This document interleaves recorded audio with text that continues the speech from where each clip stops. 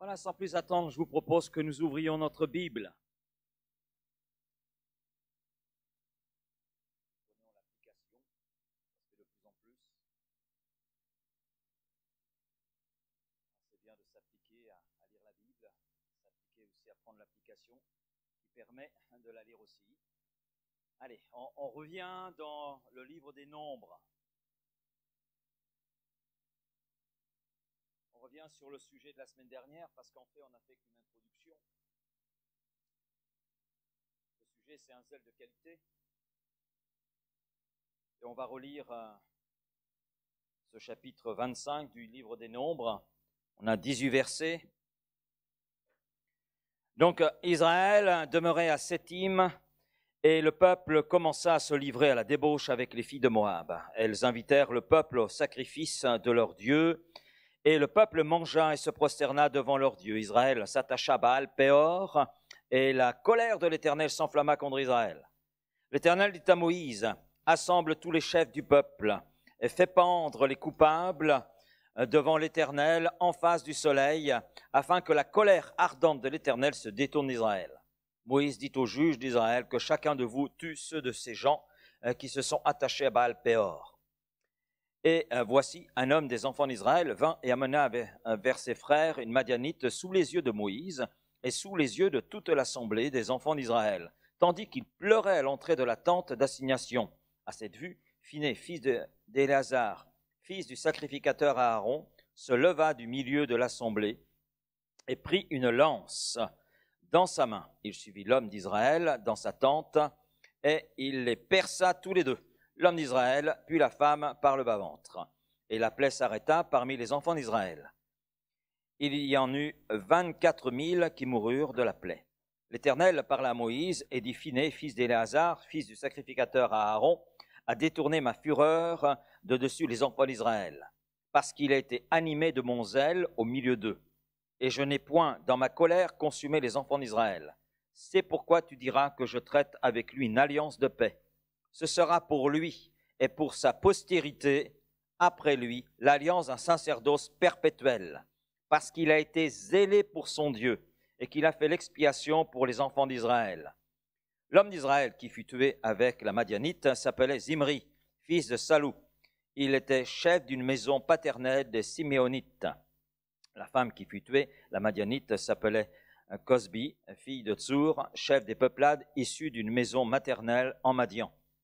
L'Éternel parla à Moïse et dit, traite les Madianites en ennemis et tue-les, car ils se sont montrés vos ennemis en vous séduisant par leur ruse dans l'affaire de Péor et dans l'affaire de Cosbi, fille d'un chef de Madian, leur sœur tuée le jour de la plaie qui eut lieu à l'occasion de Péor. Alors, ce n'est pas forcément un récit des plus réjouissants, ça, je suis d'accord avec vous, mais il est là dans la parole de Dieu. Et il est là pour nous instruire, pour nous enseigner. Et on a commencé à l'aborder la semaine dernière. Donc, je reviens rapidement sur ce que nous avons vu ensemble. Le peuple d'Israël, donc sous la conduite de Moïse, est en route vers la terre promise. Et dans son parcours, le peuple s'arrête à Sittim, la vallée des Acacias. Donc, on peut imaginer, vu le nom la signification du nom de Sittim, que c'était certainement un oasis. Et dans sa pause prolongée, parce que le peuple a une pause prolongée, le peuple se relâche. Il se relâche dans sa vigilance et il est là dans l'incapacité de faire face à une ruse, à quelque chose qui a été manigancé par Balaam. C'est ce qu'on a vu la semaine dernière. Il y a celui qui était dans l'ombre, il y a la réalité des choses et puis il y a ce qui se passe dans l'ombre.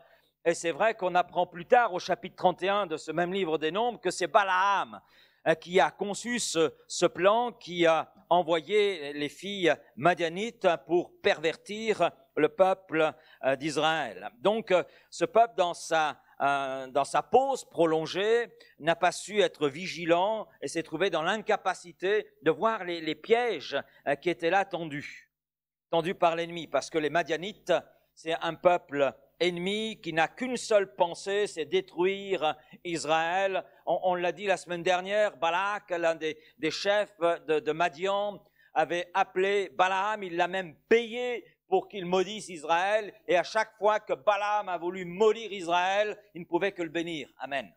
Ça, c'est la puissance de Dieu qui sait confondre les ennemis d'Israël. Et il a insisté, mais ça n'a pas réussi. Ça n'a pas réussi. Et finalement, Balaam a compris comment atteindre ce peuple. Envoie des Madianites. Envoie des filles vers ces hommes d'Israël. Ce qu'on n'a pas pu faire à un certain niveau, ça va se faire à un autre niveau.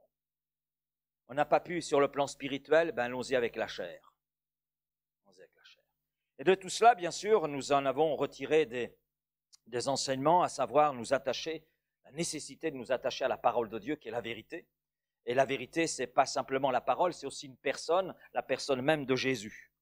Donc, ce qui veut dire aussi que nous devons développer notre relation avec notre Seigneur et aller toujours plus loin. D'ailleurs, c'est un appel que nous trouvons dans la bouche, ou sous la plume, ce serait plus juste, sous la plume de l'apôtre Pierre, croissez dans la grâce et dans la connaissance de notre Seigneur et Maître Jésus. Et puis, il s'agit aussi de faire preuve de vigilance, de discipline, afin de ne pas tomber dans la séduction. Comme le dira Jésus à ses disciples, même si l'esprit est bien disposé, la chair, elle est faible. Elle est faible. Donc, raison de plus pour veiller et prier. Et puis, c'est important, d'autant plus que Jésus dira, Luc 12, verset 37, « Heureux ces serviteurs que le maître à son arrivée trouvera veillant. Et je vous le dis en vérité, il se scindra et les fera mettre à table et s'approchera pour les servir. » Alors, c'est vrai que concernant les temps à venir, la question est de savoir si nous serons vigilants dans cette vigilance que le Seigneur réclame. Et nous pouvons être vigilants puisqu'il nous donne tout le nécessaire. Il nous a donné l'huile pour que nos lampes restent éclairées. L'huile du Saint-Esprit. On a cette huile. Et puis, nous savons que la lampe, nous l'avons. La parole de Dieu est une lampe à nos pieds. Donc, on a la lampe, on a l'huile. À nous de savoir utiliser cette lampe et savoir remplir cette lampe de cette bonne huile de l'Esprit. Et nous avons vu le degré de dégradation spirituelle et morale dans lequel le peuple d'Israël s'est trouvé embourbé. Verset 3, le début du verset 3, Israël s'attacha à Baal Péor. Et ce verbe s'attacher signifie se lier, s'ajuster. Ça veut dire que le peuple de Dieu participe de façon consciente, c'est consciemment, en toute conscience et de façon active, que ce peuple participe donc à l'adoration de Baal Péor, le maître des crevasses. C'est ce que ça signifie, maître des crevasses. Donc ils adorent une crevasse, chose qui reste toujours vide. C'est ce que ça signifie. Et c'est terrible. Et c'est le peuple de Dieu. Et je ne veux surtout pas lui lancer la pierre, ce peuple, parce qu'à bien des égards, et parfois, nous lui ressemblons. Alors vous allez me dire, mais non, ce que vous dites, pasteur, n'est pas juste. Nous ne sommes pas des adorateurs de Baal Péor. C'est vrai que les idoles aujourd'hui portent d'autres noms. J'ai entendu, je ne vous dirai pas où, un frère, ici, quand Marseille joue, le reste n'existe plus. Frère, ce n'est pas la peine de faire des réunions de prière, mission d'évangélisation, quand l'OM joue. Alors ça veut dire quoi? Ça veut dire que c'est une crevasse. C'est ça, c'est un Baal Péor. Bon, je ne veux pas aller là-dedans, on n'est pas concerné. Donc, ensuite, parce que ça ne s'arrête pas là, mais le comportement, il y a le comportement provocateur d'un Israélite. Alors lui, il fait fort, parce qu'il ose amener une Madianite dans le camp à un moment précis. Et voici un homme, je reviens sur ce texte, verset 6, un homme des enfants d'Israël vint et amena vers ses frères une Madianite, sous les yeux, notez bien, sous les yeux de Moïse, sous les yeux de toute l'assemblée des enfants d'Israël, tandis qu'ils pleuraient à l'entrée de la tente d'assignation. Ils étaient là à pleurer. Et je trouve cela terrible, alors que le peuple vient de vivre un jugement, alors que le peuple est réuni avec Moïse devant l'Éternel, que les chefs du peuple sont là avec Moïse, alors qu'ils pleurent sur leurs péchés, alors qu'ils pleurent, un homme vient les provoquer en amenant sa concubine madianite sous leurs yeux. C'est terrible. Et ce n'est pas n'importe quel homme. Ce n'est pas n'importe quel homme. Il y a cette précision, on a sa carte d'identité. Verset 14, l'homme d'Israël qui fut tué avec la Madianite s'appelait Zimri, fils de Salou. Il était chef d'une maison paternelle des Siméonites. Donc il s'agit d'un homme qui est un chef, un homme qui est une référence pour une bonne partie du peuple, un dirigeant de toute une famille, de tout un clan, d'une tribu. Et la femme avec laquelle il se balade, c'est pas n'importe qui, elle aussi, elle a une carte de visite. Elle est la fille d'un chef madianite. Il est aisé de comprendre ce que cette situation pouvait là engendrer au sein du peuple. Vous avez un des chefs du peuple avec une des filles d'un chef ennemi. Quel exemple est là donné? On est en plein dans l'œcuménisme, on est en plein dans la confusion. Il y a une confusion qui est là. Et les gens ne comprennent plus. Ce sont les dirigeants. Si nos chefs font cela, pourquoi nous ne le ferions pas? Et oui, c'est vrai ça. Puisqu'ils le font, pourquoi on ne le ferait pas? En plus, les chefs ne disent rien.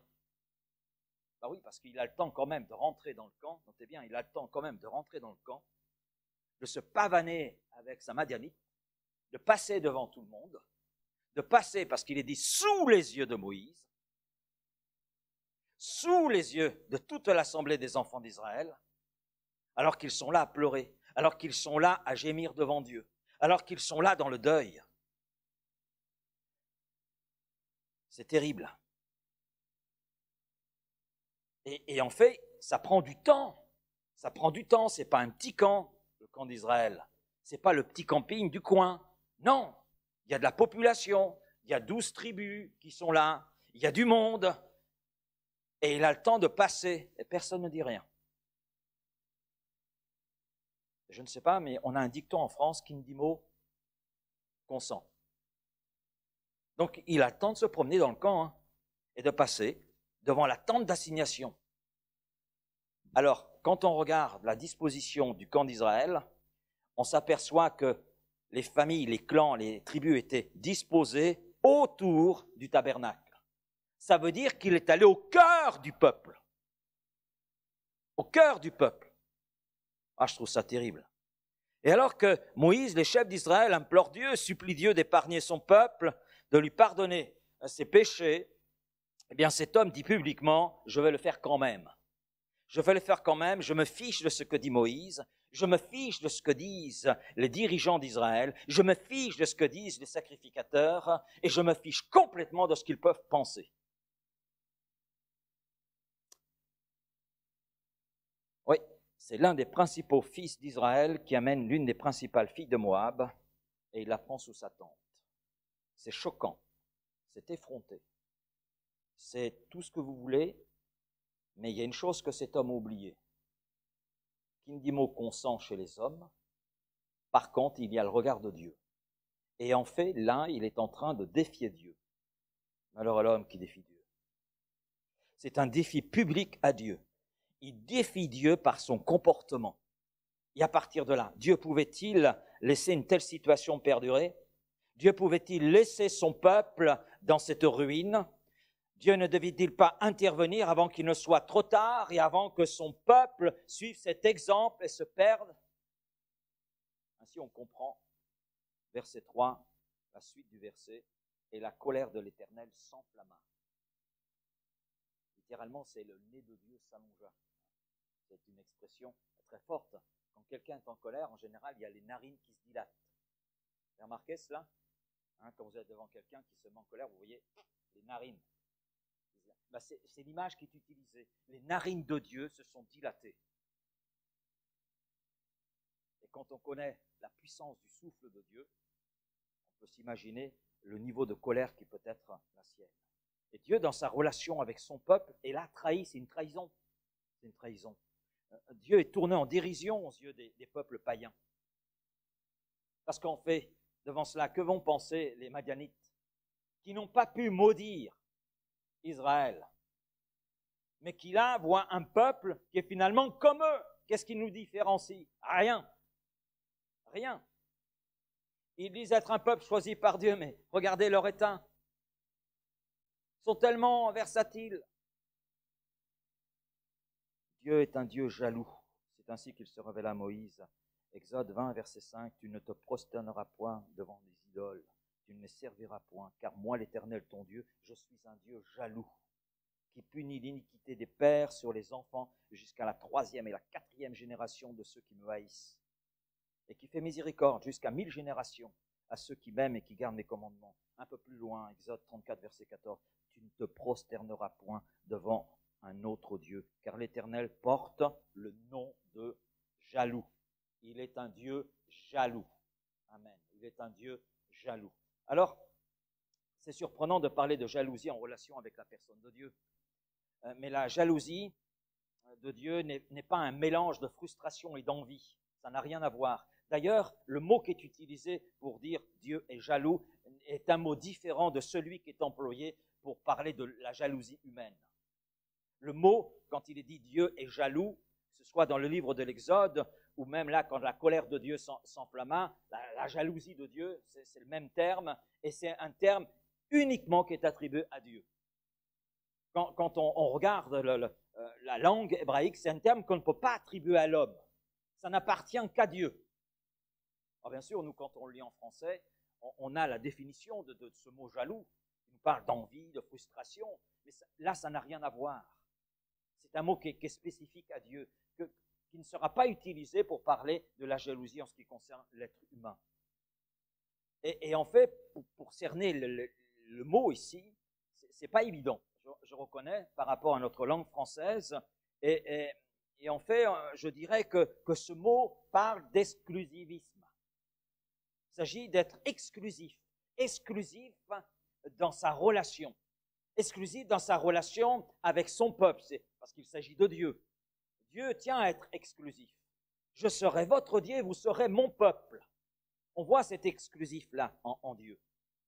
Et on le voit dans Exode, chapitre 6, verset 7, Jérémie 30, verset 22, etc. Et il y a une alliance, il y a un contrat qui a été établi entre Dieu et ce peuple. Je vous ai choisi parmi les moindres des peuples. Vous serez mon peuple. Et ce peuple a dit oui. Dans le Sinaï, lorsque Moïse a reçu la loi de Dieu, lorsque Moïse a reçu le contrat, le contenu du contrat qui liait le peuple d'Israël et Dieu, le peuple a dit oui. Le peuple a été unanime à cet égard. Donc il y a une alliance, il y a un contrat qui a été établi entre ce peuple et Dieu. Et le mot jaloux peut aussi se traduire par un mot, le mot zèle, être zélé, être plein d'ardeur. Et je dirais que la jalousie de Dieu, le zèle de Dieu, le zèle ardent, là on peut dire ardent parce qu'il est dit la colère de Dieu s'enflamma. Donc le zèle de Dieu est en action, pourquoi? Pour préserver là ce qui est précieux, la relation qu'il a avec son peuple qu'il aime. Dieu exprime son ardeur à protéger une relation d'amour, à prendre les mesures nécessaires contre ce qui vient nuire à cet amour. Et là, on voit la réputation de Dieu dans ce récit. La réputation de Dieu se trouve engagée dans les infidélités du peuple. Ce qui demeure vrai aujourd'hui. Dieu est déshonoré, là dans cet épisode, sa gloire est bafouée, son amour est souillé, et Dieu ne peut pas rester sans agir. Sans agir. Je ne dis pas sans réagir, je dis sans agir. Avoir une action. Et nous avons un Dieu exclusif dans son amour, mais il est en droit de l'être. Il est en droit de l'être. Pourquoi? En raison de qui il est, mais aussi en raison de ce qu'il a fait en Jésus-Christ. Amen. Et je dirais que de cette jalousie de Dieu, ce zèle ardent, je crois que ça appelle de notre part à la responsabilité, à nous aussi être exclusifs. C'est ce que Dieu dit d'ailleurs. Tu adoreras Dieu seul. Tu aimeras le Seigneur ton Dieu de tout ton cœur, de toute ta force, avec tout ce que tu es, tout ce qui te fait toi, tu adoreras Dieu. Donc, la jalousie de Dieu, l'exclusive de Dieu, appelle la même chose de notre part. Et là, c'est notre responsabilité. Et dans cette histoire, dans ce récit de Nombre 25, le peuple est placé devant ses responsabilités. Vous savez, les gens qui nous entourent se font une idée de Dieu, de Jésus-Christ, de l'Église, en fonction de ce qu'ils voient de nous. Ils jugent l'Église en fonction de ce qui émane de nous, en fonction de nos paroles, en fonction de nos actes, en fonction de nos attitudes, en fonction de nos paroles, en fonction de notre façon de vivre. Nous sommes les porteurs de la vie de Dieu, amen. Parce que la vie qui nous anime, c'est la vie de Dieu, la vie éternelle. Nous sommes entrés dans la connaissance de Dieu par Jésus-Christ, et entrant dans cette connaissance de Dieu par Jésus-Christ, nous avons reçu sa vie, la vie éternelle, cette qualité de vie. Donc nous sommes porteurs de la vie de Dieu. Et c'est à la fois une grâce, amen, mais c'est aussi une responsabilité. Et dans cette responsabilité, c'est vrai, Dieu ne nous laisse pas sans ressources, amen. Il nous accorde son esprit, il nous accorde la relation fraternelle. Il nous apporte aussi une autre ressource précieuse, c'est sa parole, le moyen par lequel il parle. Et Paul l'avait compris, il dira, vous ne vous appartenez point à vous-même, car vous avez été rachetés à un grand prix. Vous avez été rachetés à un grand prix. Le prix de Jésus sur la croix, le prix de son sang qui a coulé. Et l'apôtre Pierre le dira, vous savez que ce n'est pas par des choses périssables, par de l'argent ou de l'or que vous avez été rachetés. Non, mais par le sang précieux de Christ, comme d'un agneau sans défaut et sans tache. 1 Pierre 1,18. Donc le prix de ce rachat, c'est le sang précieux qui est coulé là sur la croix, le sang de Jésus.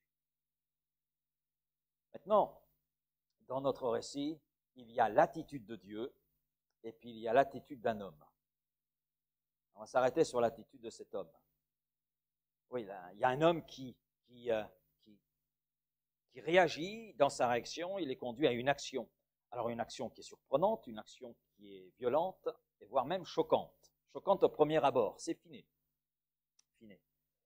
À ne pas confondre avec celui qui a été le fils du sacrificateur Élie.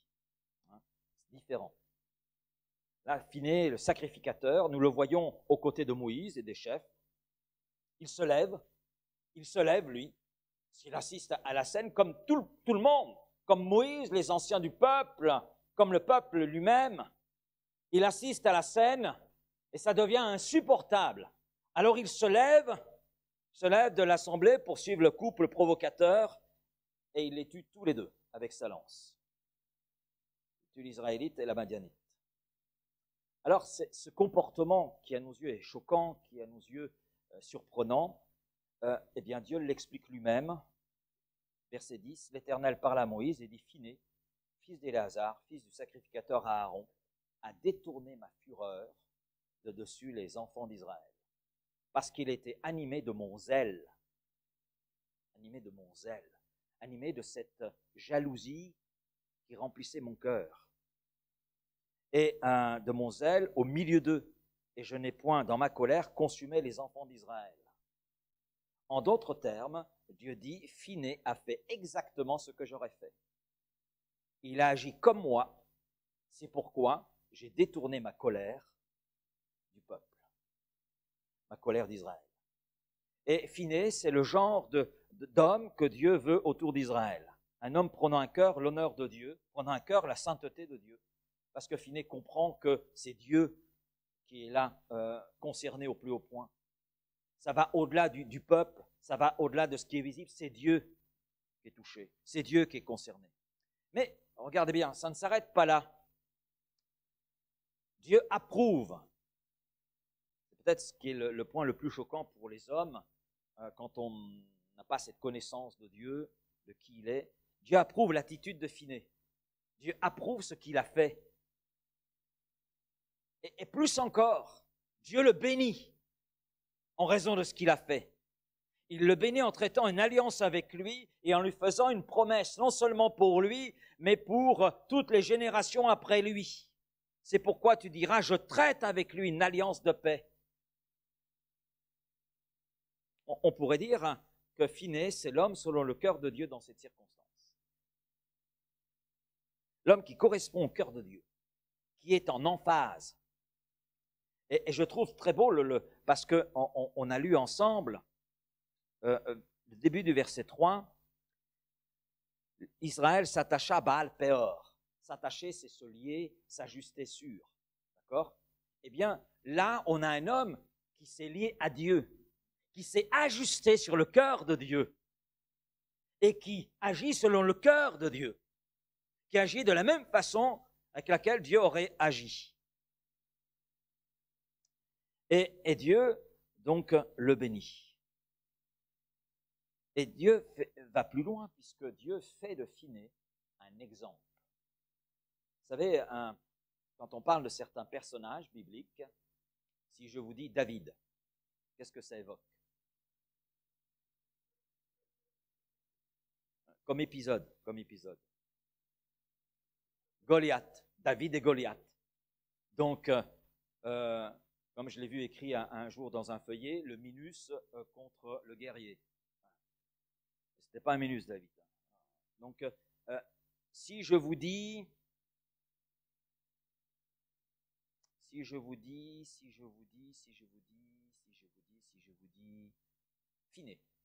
ça vous dit quoi?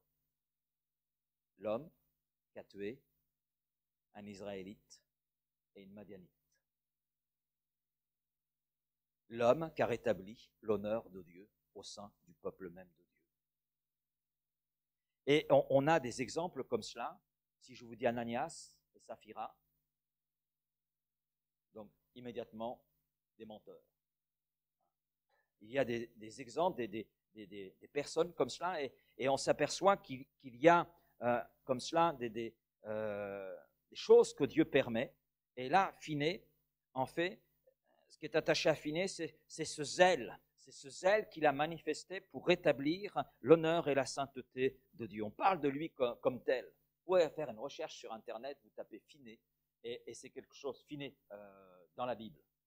Donc, vous tapez Phinehas dans la Bible, vous allez voir, ce qui apparaît, c'est toujours lié à ce zèle qu'il a manifesté. Et c'est un exemple en cela.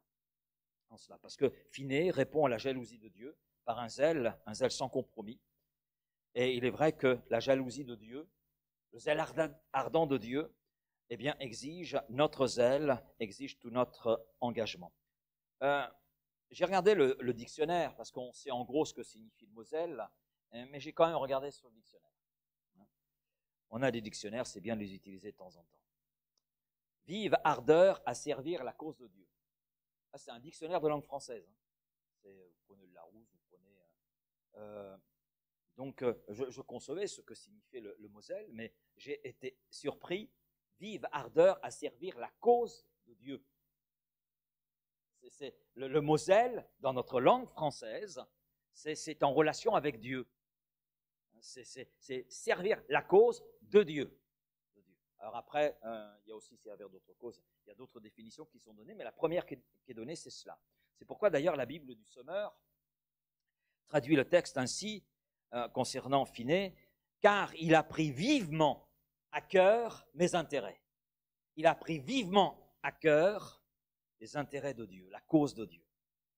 Phinehas exprima une vive ardeur et celle-ci est une réponse à quoi? En fait, c'est l'amour qu'il a pour Dieu, l'amour qu'il a et la compréhension qu'il a de Dieu fait que cette conscience qui est là fait que devant ce qu'il voit, devant ce qu'il entend, parce qu'il y a certainement des paroles qui ont été là entre la Madianite et l'Israélite, et là, il y va.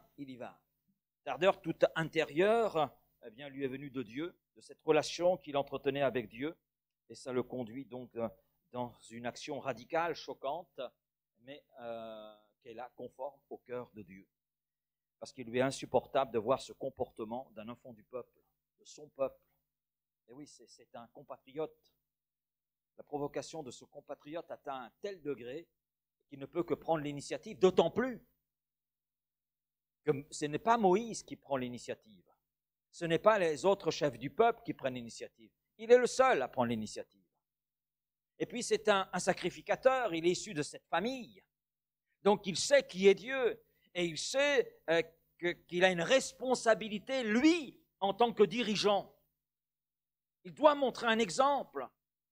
Il doit montrer au peuple que l'exemple de ce compatriote, ce n'est pas l'exemple selon Dieu. Il doit le montrer. C'est aussi notre responsabilité.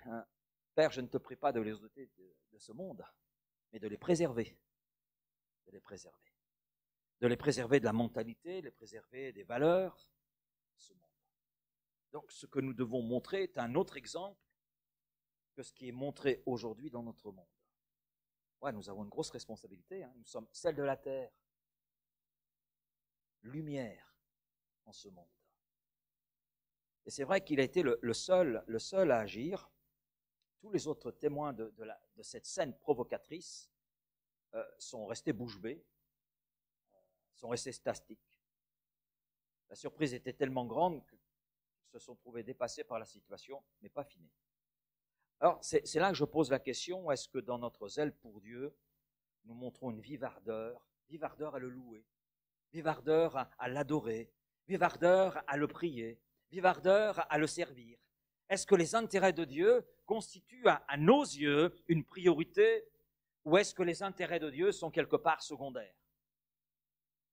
La question qu'il est bon de se poser, puisque finé, Dieu le place en exemple pour le peuple d'hier, mais en exemple aussi pour le peuple d'aujourd'hui, pour nous. L'apôtre Paul, dans son épître aux Éphésiens, dit « Revêtez-vous de toutes les armes de Dieu ».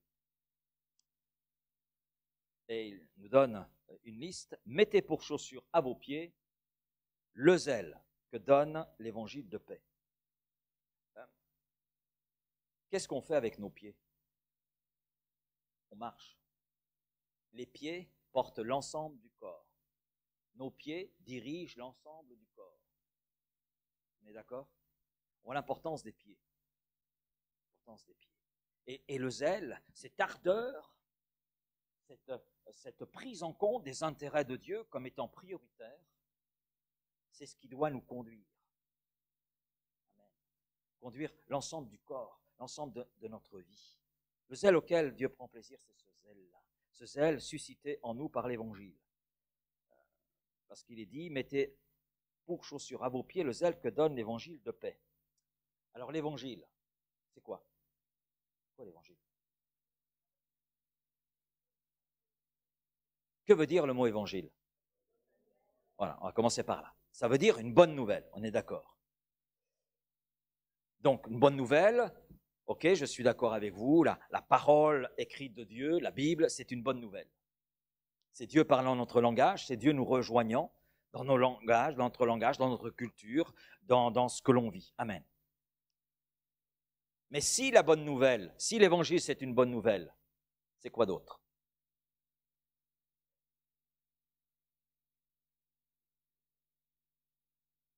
J'ai entendu un nom là. C'est Jésus, tout à fait. La bonne nouvelle, c'est une personne.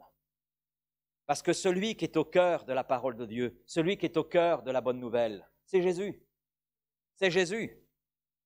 L'Ancien Testament ne fait qu'annoncer la venue de Jésus. Et la suite du Nouveau Testament nous montre le salut en Jésus et nous montre Jésus dans la gloire, ce qui nous attend. Donc toute la bonne nouvelle tourne autour de la personne de Jésus parce qu'il en est le cœur. Jésus-Christ est au cœur de la parole de Dieu. Jésus-Christ est le Fils unique de Dieu le Père. Jésus est celui qui s'est humilié, celui qui s'est rendu obéissant jusqu'à la mort même de la croix, ce qu'il y avait de plus horrible à l'époque, et il l'a fait pour le salut des pécheurs. Et Jésus est celui qui est ressuscité, amen, celui qui est vivant. Jésus est celui qui intercède en notre faveur. Il est à la droite de Dieu le Père et il intercède en notre faveur. Il y a un ministère actuel de Jésus et nous sommes encore les bénéficiaires.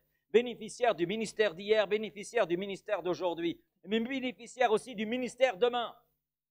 Parce qu'il revient. Il revient pour reprendre les siens avec lui.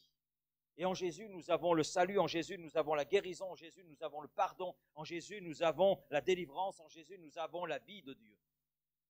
Et Jésus habitant dans notre cœur, c'est Jésus nous communiquant l'ardeur pour prendre à cœur les intérêts du royaume de Dieu. Est-ce qu'il y a quelque chose de plus grand que le salut?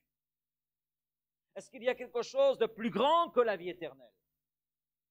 Est-ce qu'il y a quelque chose de plus grand que les bénédictions de Dieu? Est-ce qu'il y a quelque chose de plus grand que Dieu le Créateur? Est-ce qu'il y a une parole plus importante que celle que Dieu nous a laissée? Non. Non. Et Jésus, cette bonne nouvelle habitant notre cœur, eh bien, on ne peut que prendre à cœur tous les intérêts du royaume de Dieu et les considérer comme étant au-dessus de nos propres intérêts. Alors, c'est un défi pour nous. Mais, comme j'ai dit tout à l'heure, on n'est pas sans ressources. Et c'est à ce zèle-là que Dieu prend plaisir, que Dieu le Père prend plaisir, que Dieu le Père honore. Et c'est important de le signaler. Pourquoi? Parce que quand on regarde la parole de Dieu, on s'aperçoit qu'il y a différents types de zèle. Il y a différents types de zèle. On a Paul parle d'un zèle sans intelligence. Dans Romains chapitre 10, verset 2, car je leur rends ce témoignage, ils, donc les Juifs, ont un zèle ardent pour Dieu, mais il leur manque le discernement, il leur manque l'intelligence éclairée pour comprendre que ce qui est écrit dans l'Ancien Testament concerne la venue de Jésus-Christ. Donc Paul, dans le contexte, parle des Juifs, il explique qu'ils ont du zèle, ils veulent, dans leur désir, plaire à Dieu, mais c'est un zèle qui est là sans intelligence, sans discernement. Et là, être sans intelligence signifie passer à côté de ce que Dieu veut. Et on comprend que le peuple juif aujourd'hui passe à côté de ce que Dieu veut, parce que tout est accompli, ce tout accompli, il le refuse. Il le refuse. Et le zèle pour Dieu, c'est vrai, c'est une bonne chose, mais c'est une bonne chose à condition qu'il soit accompagné d'une bonne connaissance de sa volonté. Sinon, cela devient un moyen d'accomplir ses désirs et non plus la volonté de Dieu. Il est question aussi d'un zèle excessif. Galates 1, chapitre 1er, verset 14, « Et comment j'étais plus avancé », là c'est Paul qui parle de lui, c'est son témoignage, « j'étais plus avancé dans le judaïsme que beaucoup de ceux de mon âge et de ma nation, étant animé d'un zèle excessif pour les traditions de mes pères. » Et ce zèle excessif, on peut l'apparenter au fanatisme. Et les excès sont décrits dans la parole de Dieu. On les voit en Galates 5 avec les œuvres de la chair. Et Paul, avant sa rencontre personnelle avec Jésus-Christ, était animé d'un zèle excessif. Ça allait trop loin, puisque ça allait jusqu'à arracher des hommes et des femmes de leur maison et les traîner en justice et à faire qu'ils soient condamnés. Il est question d'un zèle impur. Galates chapitre 4, verset 17. « Le zèle qu'ils ont pour vous n'est pas pur, mais ils veulent vous détacher de nous afin que vous soyez zélés pour eux. » Là, l'objectif de ce zèle impur, eh bien, c'est détourner de l'évangile, faire du mal. Faire du mal. Mais ce qui fait la valeur de notre zèle, c'est finalement nos motivations, c'est ce qui nous anime. Et là, c'est clairement exposé. Le zèle impur parle de ces motivations mauvaises. Le but est de détourner de l'évangile. Le but est de présenter un autre évangile que celui qui était présenté, si je reprends le contexte des Galates. Et puis, il est question d'un zèle amer dans l'épître de Jacques. C'est-à-dire avec un cœur qui n'est pas droit devant Dieu et devant les hommes. C'est un petit peu à ce à quoi le don spirituel ce matin faisait référence. Tu veux servir Dieu, mais, examine ton cœur. Il y a des choses qui ont besoin d'être déposées. Et ce zèle se déploie, il est là, mais il est là avec un mauvais état d'esprit, ce qui peut conduire à un inconfort chez les autres, à des actions qui peuvent être bonnes, mais la motivation étant empreinte d'une forme d'amertume, ça n'atteint pas son objectif. Un zèle persécuteur. Philippiens 3, 6. Zèle persécuteur. On peut l'apparenter au légalisme. C'est faire porter aux autres un fardeau que nous-mêmes on ne porterait pas, imposer ses vues, ses conceptions, ses règles au détriment du fond, qui est l'amour et qui est ce que Dieu veut et ce que Dieu nous révèle à travers sa parole. Et puis, il y a ce que l'Épître aux Hébreux peut dire, chapitre 6, verset 11. Nous désirons que chacun de vous montre le même zèle. Ce zèle, quand on regarde le contexte, ce zèle suscité par Dieu, inspiré et nourri de la parole de Dieu, un zèle qui prend à cœur les intérêts de Dieu comme étant nos propres intérêts, qui prend les intérêts de Dieu exactement comme Finney a pu le faire. Ça a conduit à une démonstration concrète de sa foi, une démonstration concrète de son amour pour Dieu. Et je finirai ce matin avec deux choses. Dans quel domaine notre zèle doit-il s'exprimer? Alors, il y a une réponse qui est toute simple, puisque c'est Nombre 25, verset 13, qui nous donne cette réponse. C'est exprimer son zèle pour Dieu. D'abord pour lui. Il est question des intérêts de Dieu, prendre à cœur les intérêts de Dieu. Donc, pour prendre à cœur les intérêts de Dieu, il faut demeurer dans cette connaissance de Dieu et grandir dans cette connaissance de Dieu. Et Dieu fait remarquer, verset 13, ce sera pour lui, pour moi, parce qu'il a été zélé pour son Dieu. Pour son Dieu. C'est la première chose à laquelle Dieu nous invite. Donc, pour son Dieu, c'est-à-dire dans sa relation avec Dieu. Parce qu'il a compris ce qu'était le cœur de Dieu. Et ce qu'il a exprimé est le résultat de sa connaissance du cœur de Dieu. Manifester une vive ardeur, pourquoi? Afin de surpasser le stade dans lequel nous pouvons être aujourd'hui dans notre intimité avec Dieu pour aller plus en avant.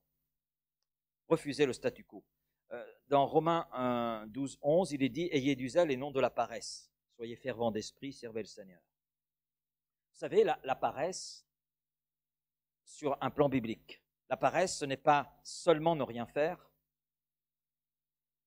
Dans ce texte-là, ce n'est pas simplement ça. La paresse, c'est aussi vivre sur ses acquis.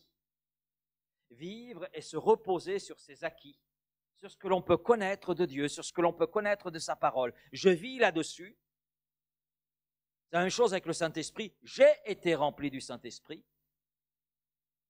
Mais l'Écriture nous dit d'être continuellement rempli du Saint-Esprit.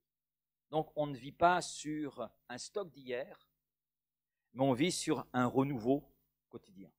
Amen. Et la paresse nous parle de cela, maintenir un statu quo, vivre là sur des acquis, sans exprimer une volonté de faire croître ces acquis. Notre intimité avec Dieu doit se développer, croître, s'améliorer. Nous ne pouvons pas nous contenter de ce que nous connaissons aujourd'hui de Dieu. Car ce que nous connaissons aujourd'hui de Dieu n'est en réalité qu'une partie de qui il est. On connaît certains aspects, mais on ne sait pas tout. En ce qui me concerne, je ne sais pas tout. Et je vais encore découvrir. Encore découvrir concernant Dieu, encore découvrir concernant sa parole, encore découvrir concernant la personne de Jésus. Et ainsi grandir dans ma relation avec lui. Et avoir un cœur qui s'aligne chaque jour mieux au cœur de Dieu. Il s'agit également d'exprimer son zèle pour la maison de Dieu. Alors on a à la fois le texte dans l'Ancien Testament, le psaume 69 verset 10, c'est un psaume de David. Et puis dans le Nouveau Testament, c'est les disciples qui se rappellent de cette parole. C'est Jésus qui rentre dans le temple, qui en chasse les vendeurs, etc. Il fait le ménage. Jésus était là, donc service de nettoyage radical, donc une dératisation. Amen. Et oui, parce que la maison de Dieu était devenue une maison de trafic. On trafiquait, c'était la bourse de Jérusalem, donc beaucoup de spéculation, et ça ne remplissait plus sa fonction. Et les disciples se sont rappelés de cette parole, le zèle de ta maison me dévore. On peut traduire ainsi, me consume tel un feu brûlant en moi. Tel un feu brûlant. Le cœur de Christ est aligné sur le cœur du Père. Et le zèle ici est en rapport avec le rassemblement des croyants, le zèle de ta maison. donc de la maison de l'Éternel. La maison de l'Éternel, c'est l'Église.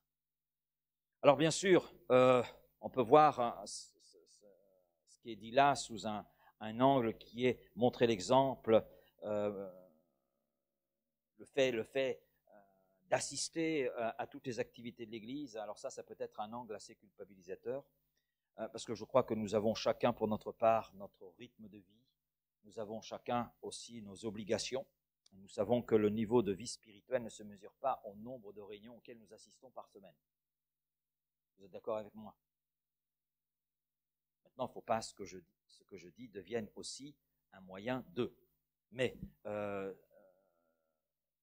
ce n'est pas le moyen par lequel Dieu mesure notre niveau spirituel. Parce qu'on peut être présent à toutes les réunions.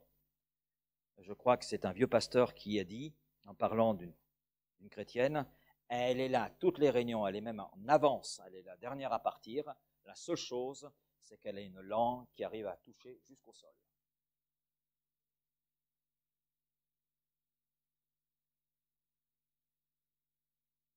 On dirait autrement une langue bien pendue. Je ne sais pas d'où vient cette expression d'ailleurs, mais voilà. Donc, je pense que oui, c'est pas notre vie spirituelle ne se mesure pas à la quantité de réunions auxquelles nous assistons. Voilà, c'est ailleurs. Et c'est ailleurs puisque quand on regarde le contexte des deux textes, que ce soit dans l'Ancien Testament, psaume 69, et dans le Nouveau Testament avec ce que fait Jésus, Jésus est à l'intérieur et il fait un nettoyage. Il fait un nettoyage. Donc je crois que il faut voir les choses ainsi, à mon avis, parce qu'il y a plusieurs angles de vue dans un texte biblique, différents niveaux d'interprétation. Et là, je dirais que la maison de Dieu peut être une image aussi de notre cœur. L'image de notre cœur. Notre cœur qui est le temple de Dieu, le temple du Saint-Esprit. Paul le dit, 1 Corinthiens chapitre 3, 1 Corinthiens chapitre 6, 3, 16 et 6, 19, donc dans 1 Corinthiens. Et si nous mettons en lien le psaume 69 avec l'épisode de Jean 2, nous voyons que Jésus chasse les vendeurs du temple, il chasse ce qui se fait dans le temple et il rétablit de l'ordre. Et je crois que le premier lieu dans lequel le Seigneur veut mettre de l'ordre, c'est en nous. Amen. Parce que la maison de Dieu, ce n'est pas le bâtiment. C'est nous. C'est nous. Donc, ce n'est pas le fait d'assister à des rassemblements, ça va plus loin. C'est en fait de nous dont il est question. De nous. C'est là que le Seigneur veut d'abord déposer son feu brûlant, consumer ce qui est à consumer dans notre cœur. Et c'était le contenu du don spirituel ce matin.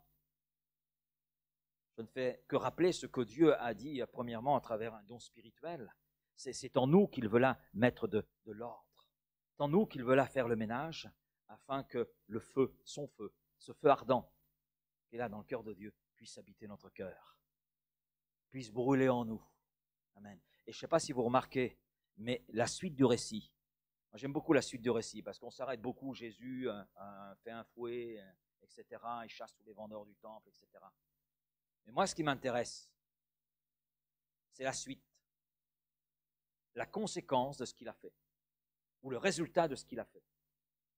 Le résultat, c'est que les enfants louent le Seigneur. Le résultat, c'est que le peuple adore. Le résultat, c'est qu'il y a des prodiges et des miracles. Le résultat, c'est que la maison de Dieu devient à ce moment-là réellement une maison de Dieu. Parce que Dieu est là. Le feu de Dieu est là. Et ma prière ce matin, c'est que le feu de Dieu puisse être dans nos cœurs. Que le feu de Dieu habite en nous. Que le feu de Dieu puisse brûler ce qui est à brûler en nous. Amen. Que le feu de Dieu puisse aller dans tous les recoins de notre cœur. Et que toute notre vie puisse être une maison de Dieu, une maison de l'Éternel. Le temple du Saint-Esprit. Le temple. Le peuple est demeuré à Sittim. Demeuré, c'est-à-dire qu'il a stationné à Sittim. Eh bien, je dirais, Seigneur, que ton esprit stationne dans notre cœur. Que ton esprit stationne dans notre vie.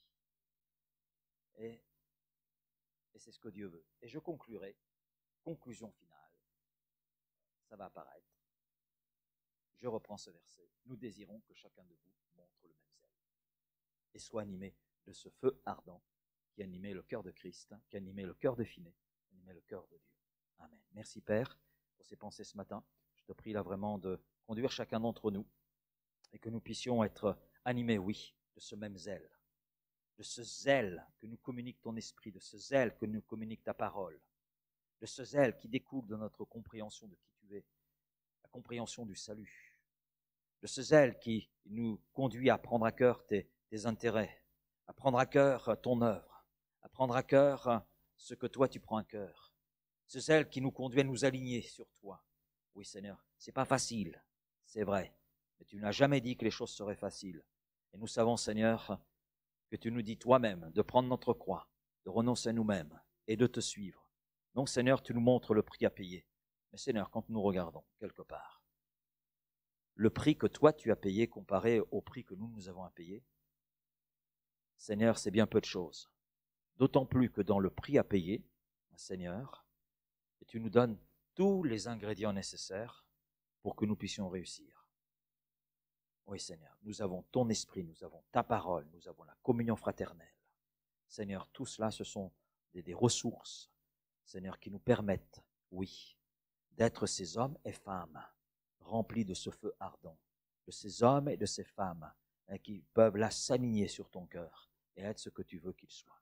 Merci Père donc pour ce que nous avons vu ce matin et merci de bénir chacun de mes frères et sœurs et de nous bénir ensemble, Seigneur. Amen. Amen. Amen.